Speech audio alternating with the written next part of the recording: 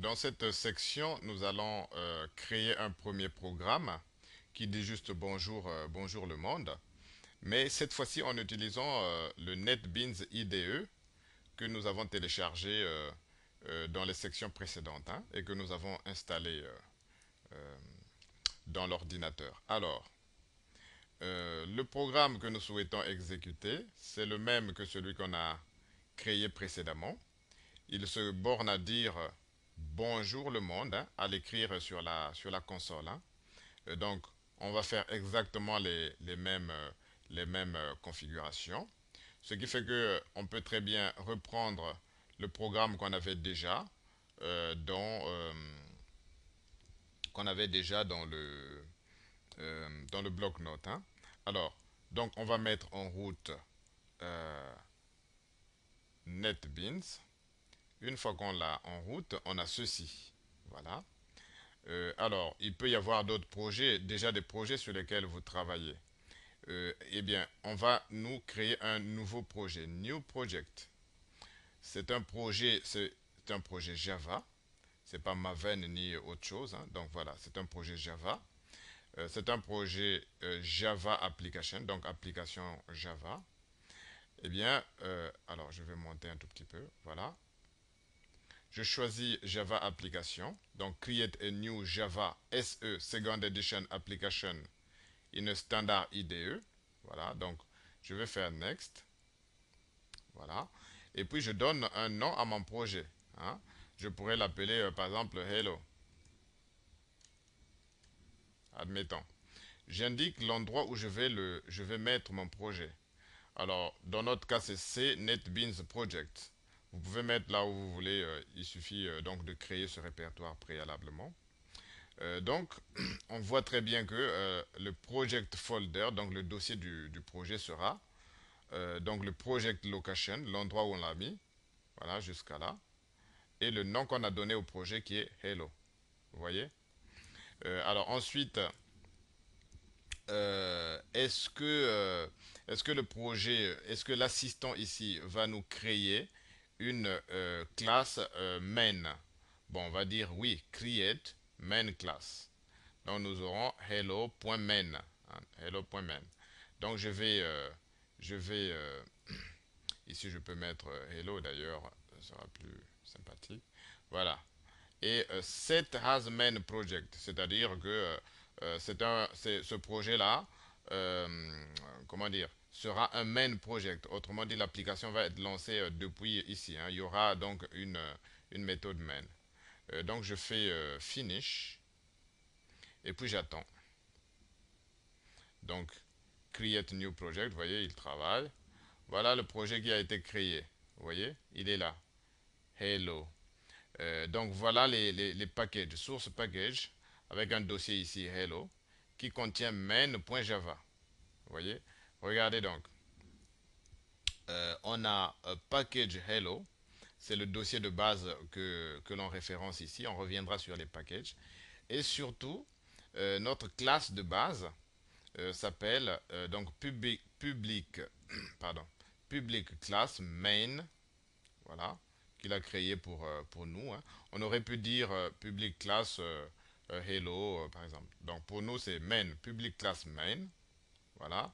Donc c'est la classe qui va contenir, il nous a produit déjà le corps de la méthode de base, méthode main, puisqu'on a voulu que ce projet puisse se lancer, hein. Donc il faut une méthode main qui puisse démarrer l'application. Alors ensuite ici, il nous reste simplement à mettre système, donc à dire système point, voilà. Alors qu'est-ce qu'il nous dit? Mise à jour automatique. Oh, ultérieurement. Voilà, système point. Voilà, alors système c'est avec, vous voyez comment il vous souligne donc il vous aide, hein. Donc système suivi de point, voilà. Et il vous indique donc des éléments. On va prendre out, voilà, out, puis envoyer, suivi de point. Et puis là, on va prendre print, print ou println, on va juste prendre print string, voilà, print. Et dans le print, je vais dire bonjour, c'est ce que l'on voulait, hein, donc juste bonjour le monde, hein. On dit bonjour le monde.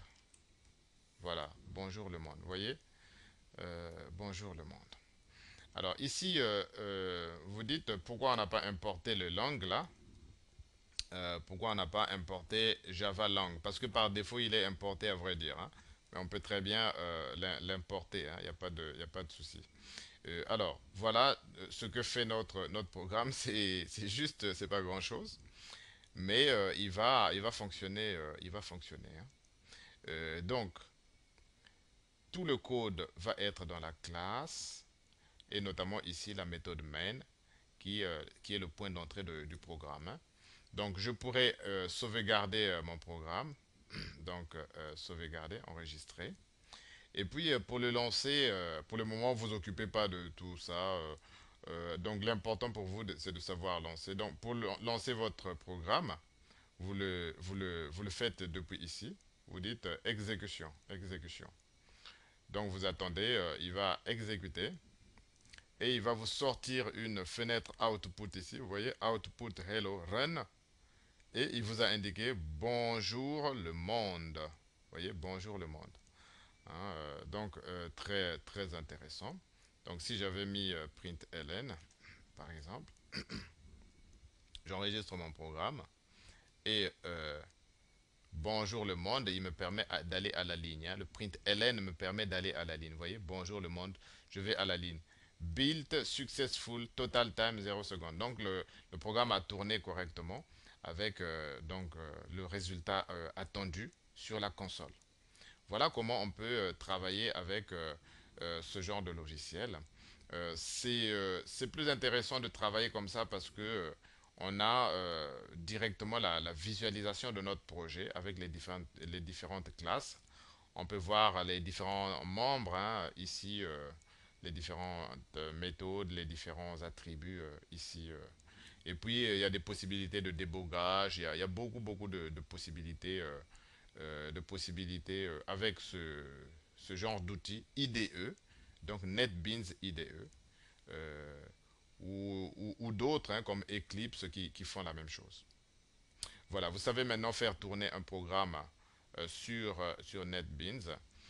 Dans la suite de votre formation, eh bien, les programmes vont toujours être testés dans la partie main, mais vous pouvez avoir beaucoup de classes. Il y aura beaucoup de classes ici dans votre projet, hein. Il y aura beaucoup de classes, mais le point d'entrée du programme, des applications, ce sera toujours la méthode main.